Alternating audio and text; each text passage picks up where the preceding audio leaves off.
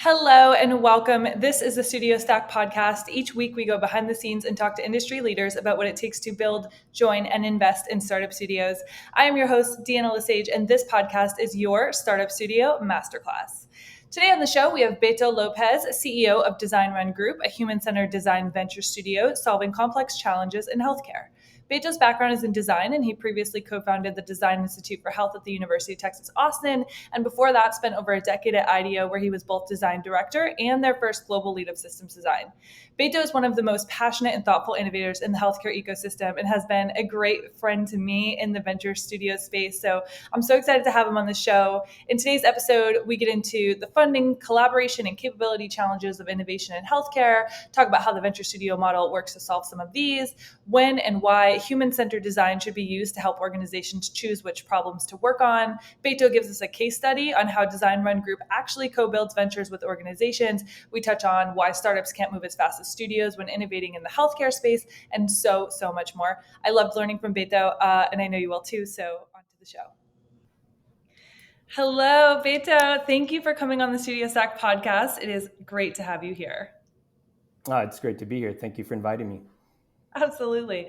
I'm so excited to talk about innovating in healthcare because honestly, it's such an important and complicated problem that you're solving with the studio model, which I love. So the first question is, what is your definition of a startup studio? Yeah, that's a good question. As better than I that definition kind of can have a lot of different meanings. And for us, I think it really has two components. I think for any startup studio, you really need to be able to create repeatable ways to build the necessary structure to create new companies. And we think the other component really is an ability to access worthy networks to bring those promising innovations to market. Those two together, I think, fulfill a value proposition for startup studios. Absolutely. And I would double tap on that repeatable processes piece. Yeah. That's definitely part of my definition as well. So I think that's great, super holistic definition.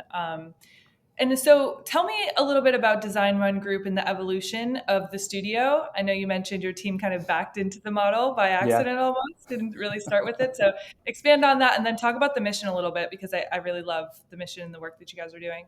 Yeah, thanks for that. I mean, I think, sometimes you find yourself innovating in really complex verticals like healthcare, and it requires a depth of domain expertise that can be a barrier to traditional entrepreneurship.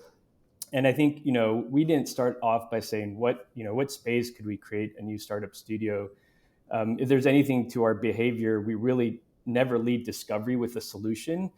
Yeah. What we knew at the time was that there were a number of problems, systemic problems with the ecosystem of innovation in healthcare that made it really hard to see new things come to market. Specifically, I've talked to you about the funding challenge, the capability challenge, the collaboration challenge. These problems at a higher level are really system needs. And in our own way, I think we've brought a kind of innovation to the health ecosystem with our own venture studio, because we see that development of entrepreneurial models is a real catalyst for systems change. We believe that you can provoke systems to change, and I think it's kind of arrogant in a way to think you can change it all on your own. So this model of entrepreneurship and kind of developing new ventures to really tackle meaningful problems is a remarkable way to kind of provoke change in our system. Absolutely. And I love that. The last time we spoke, I think you had a really excellent quote. You said, in other contexts, innovation is messy. In healthcare, innovation is broken. And I definitely have experienced that myself. And we've talked about some of the challenges of innovation in healthcare, from funding to collaboration and capability. And so how does Design Run Group leverage the studio model to solve, those types of problems? Yeah, I mean, we can break down each of those, and maybe we can spend some time on some of the lesser known ones. But I think lots of folks know the funding challenges within healthcare, and it's not that healthcare doesn't have money. Of course, it's almost Right. $4 trillion market. But the lesser known kind of aspects of how do you collaborate in an environment where you're trying to realize radical change, or how do you bring new capability to old problems? I think are lesser known aspects of what's broken in healthcare. And so, like, yeah, I mean, I think, if we want to talk about collaboration, we really need to talk about like who wins and who loses traditionally. And if we want to talk about capability, we need to talk about, the readiness of the healthcare system to innovate. And we can also talk about, the funding aspect. I think we bring a novel approach to the capital stack that's required to really innovate for vulnerable communities. And that's just not venture capital, right? We need to approach philanthropic and social impact investors. Absolutely. And on the collaboration piece of it, Yeah. who are the key stakeholders in this space, and why is it hard for them to collaborate with each other? Like, what makes it as difficult as it is? Yeah, I think recent innovation in healthcare has come at the expense of providers, patients, and operators. I think providers are often kind of put into a hard situation. They're developing new ways of doing things in isolation, often without the sensitivity to specific contexts that they operate in. I think increasingly. Patient encounters are restricted to very small amounts of time in which you can do things, and providers without better tools are often left on their own to figure stuff out. Patients on the other hand are represent a pretty challenging market. Supply and demand don't really work in healthcare in the same way they do in other spaces, and so it's really hard to reach patients with new offerings. And operators, the administrators of healthcare organizations, specifically vulnerable safety net organizations, often are unsuccessful in trying to wrangle the disparate platforms that are thrown at them as a way to think about delivering innovation in a different way, or delivering care in a different way.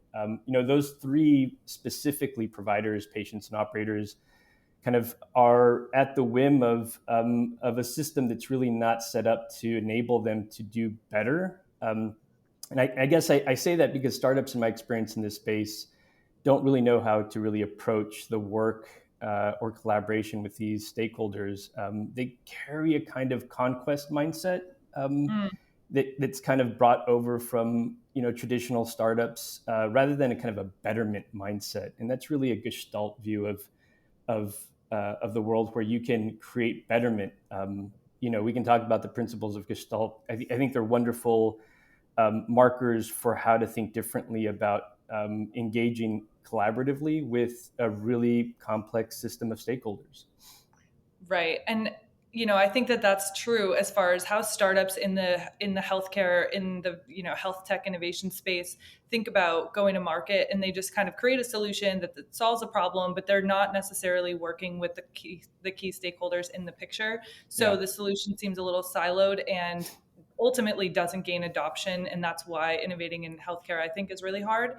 And you as a studio, that's where I think studios are really poised to solve that problem, because you do have very in-depth understanding of the infrastructure and the ecosystem and the key players, all the way from insurance to patients. And so that, like, what do you do differently as a studio than a startup might do on their own? Yeah, I think it comes down to our ability to help execute on ideas, right? I think that it's not a shortage of ideas that prevents healthcare from advancing new ways of care. I do think that the ability for us to create an environment in which you can execute on those ideas is really different, and I think that's kind of a really great value proposition for a startup studio or a venture studio in this space. Not enough startups have the domain expertise or the domain knowledge to get started quickly in health and healthcare. There's often a miscalculation of the network effects, particularly incentives, which are pretty perverse in healthcare. There's often kind of zero social capital that results in not a lot of trust building with partners that you need to actually bring things to market. Right. And probably the most significant one is there's an idealized interpretation of how stuff gets delivered into venues of care. I mean, there's so many times where you connect with an entrepreneur that has this great next big idea, and they've idealized the delivery of care into a very rigid way of how things should work. And when you get into it, when you immerse yourself in the different venues of care, it's messy, it's not structured, it's not always rational, right? Healthcare is made up of people, and people are not always rational. And so I think that, that has a lot to do with how we think differently about what the venture studio can bring to the space.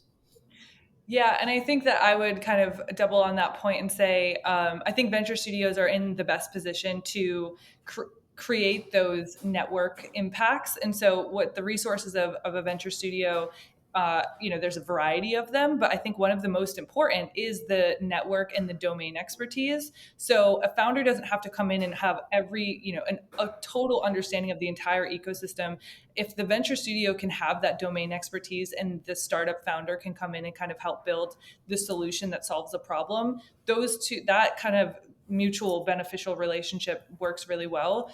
And then I think the startup can innovate faster and go farther because of the reach of the studio and having already built the connections with those institutions that are going to like support that startup. So I would say both. Yeah, those are two very important parts of the venture studio ecosystem, and how to work with entrepreneurs. And so, how do you work with entrepreneurs? How do you work with nonprofits or health, institutions? Where do you start? Yeah, I mean, where we start is a really important question because I think it has to do with our mission and the values that we seek to reinforce in this space. You can start a venture studio in healthcare and tackle a whole bunch of different things depending on what's motivating you. And I think for us, there's kind of this watershed moment that the founders of Design Run had when we really began to think about a quote from Martin Luther King he made in 1966: "Of all the forms of inequality, injustice in healthcare is the most shocking and inhumane." And for us, that injustice, that sense of haves and have-nots in our space really motivates our approach for where we start. Community health centers, particularly our safety net, they continue to struggle to meet the everyday needs of vulnerable communities. They get up, work hard, go home, wake up, do it all over again. Mm. And time, may seem like the culprit to a lack of innovation in this space, but it's not that simple. I think one of the most important patterns that we've seen is that most healthcare organizations serving vulnerable populations, they don't know out of the hundreds of problems that they see, which ones matter more and where to start when they want to remake the system. I think it's a mistake to think that the folks working at community health centers can't see the change that's needed. But they often lack the processes, the mechanisms to make that necessary change and enable them to do things differently. They're kind of stuck in a rut. In terms of this kind of vicious cycle of, just barely getting up and meeting the demand without really a path for bringing innovation into their spaces. And they often, the funny thing is healthcare operates with this mindset of what is it that they can buy, not what is it that they need. And that creates a vicious cycle that narrows the innovation funnel, because if you're only looking out for things that you can buy to change your circumstances, you often miss the point of what is it that you really need. And I think to us that's what causes a lot of the kind of startup failure, a lot of the kind of stop and go in healthcare trying to move it forward. Yeah, no, absolutely. And I think your background in design and the way that you think, the company is called Design Run Group. So it's very much, there's an emphasis on design and human-centered design. And I think, talk about that process of helping organizations choose which problems to work on, and maybe give some tips on, your process and your model, your human-centered design model around, that. Yeah, so perfect question. I love that you're asking this, because I think listeners and folks who have been in healthcare can often look at human-centered design or design thinking as window dressing. It's kind of like the next fad that's taken over Right. The health space, and it's not. For us, it's incredibly strategic and practical. Human-centered design and human-centered innovation has its roots in being able to understand the patterns of needs that exist across experiences, and what those patterns tell you are how to determine what are the problems we're solving from the problems that may at the time seem important but are marginal to actually creating bigger impact. And I think human-centered design brings a repeatable process and a proven set of tools to the table. I think those particularly can be expressed as a tip in service design. So many aspects of care delivery are just one-offs. They're not repeatable. They're not scalable in ways that can reach more people. And so service design outside of healthcare has service standards. They have service blueprints. They have organizing structures that allow them to not only evolve the way you deliver those services, but understand where you can change them and how you can change them. It's like one of the things that I mentioned early on, I think in one of our conversations, like, what would it feel like if McDonald's designed your drive-through COVID testing, as opposed to handing that off to a collection of administrators and providers who don't really have an experience in service design, and asking them to really create that as a desirable experience for their patients.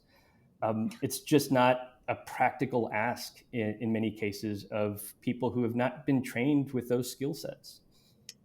That's such a great example. I think there's so much as far as the processes and what venture studios bring to the table as far as innovation design, and that's why I think venture studios work so well with key stakeholders in a variety of areas, because they will bring, so the organizations will bring the domain expertise, the deep understanding of the problem and the players, and the startup studio will bring the deep innovation expertise and the That's right. understanding of how to get a startup from 0 to 1, in the most efficient path possible. And I would love for you to kind of give a case study or talk about, with Livestrong, for example, you've worked with the organization, and you work with a variety of nonprofits and other types of, community health organizations and things.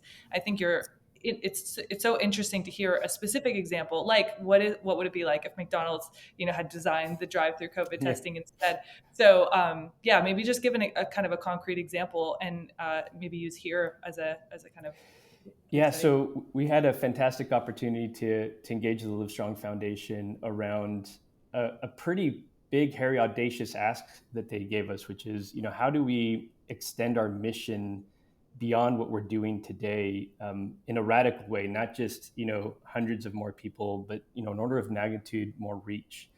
And if you want to begin to think about, reaching people, in a way that fundamentally changes the scale of the historic impact you've had, you really have to revisit how you're actually achieving your mission. And I think part of let me talk about part of our process in a way that can kind of track what we did with the Livestrong Foundation, as we started to create the new venture called We Are Here.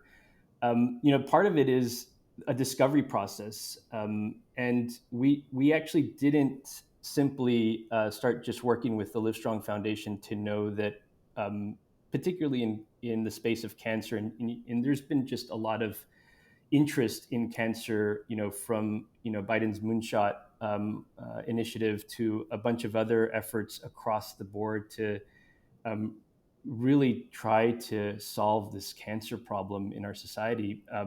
There's been an interest for us, if you go back to our sense of trying to create a greater sense of access and equity in the health space.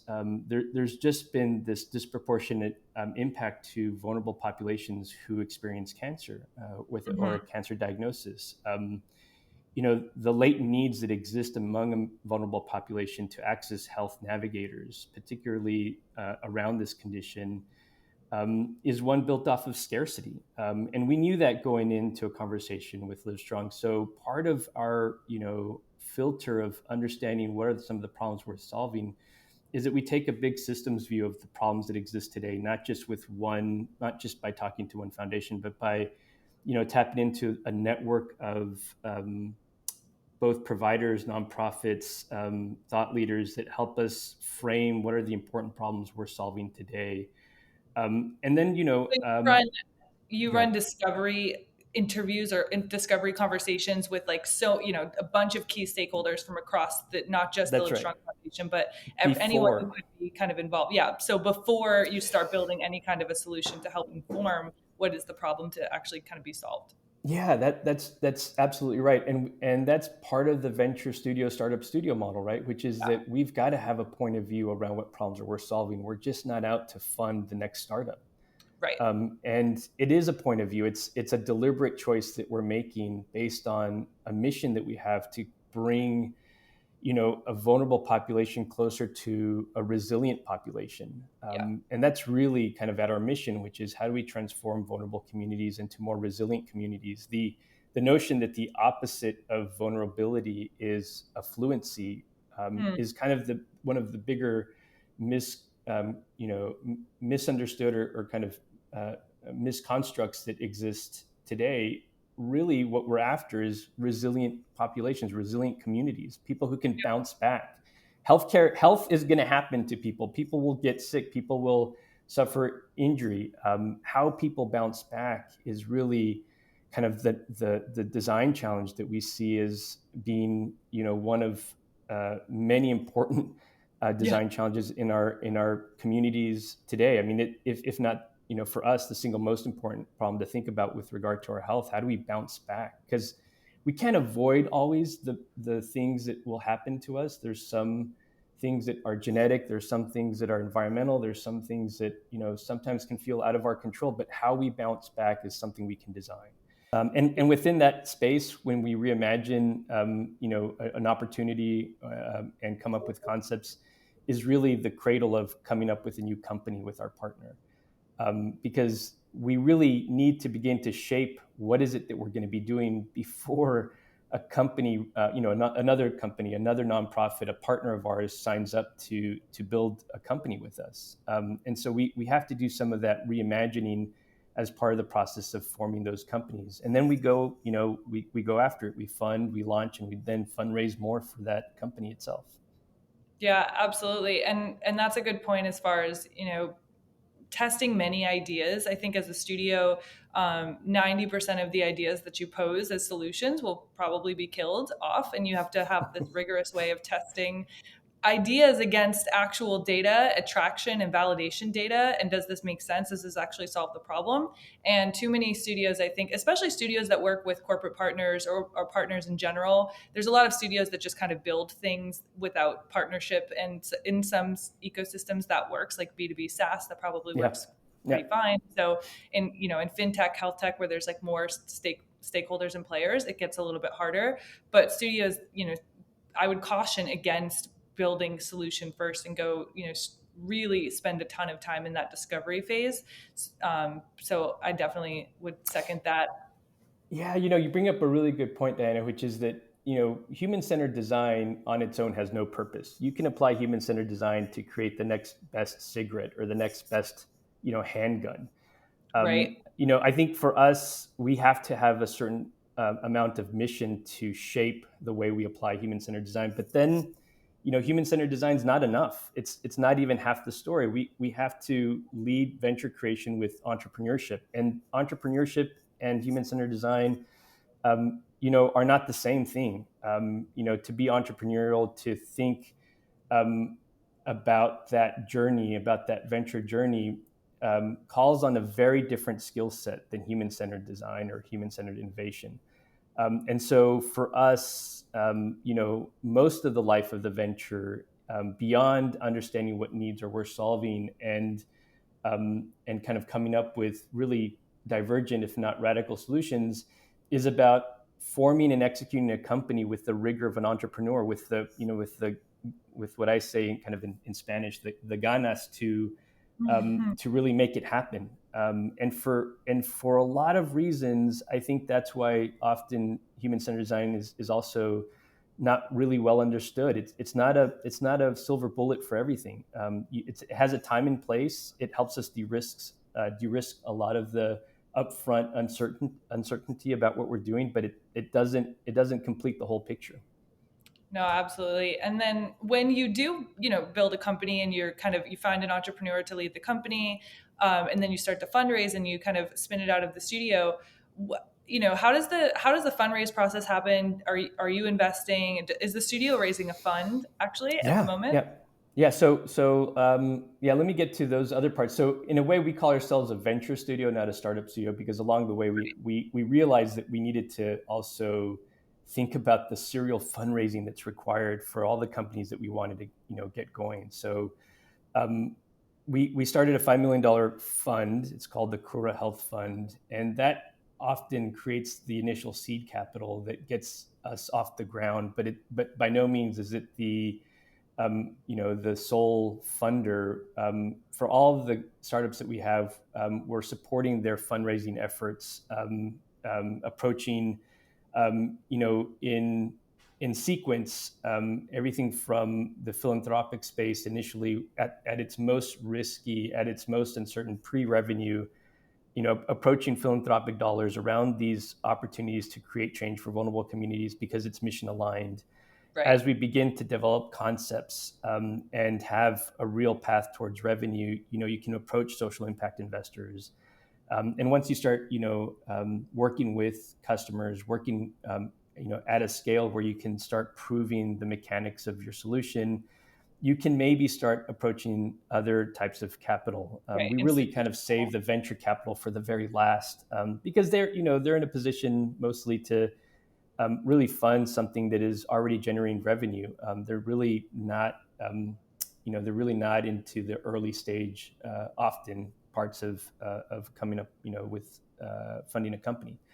From the moment we set out to explore here with Livestrong, um, it took about 12 months, so about a year, from the time that we started kind of having conversations with the Livestrong Foundation about what could be possible, Mm-hmm. to really forming a core team, finding our course, our CEO, having a strategic roadmap, having a revenue model built. It takes time, and I Mm-hmm. think for us that's a learning curve. I think over time we hope to shorten that period of time that it takes to us to kind of get to that point.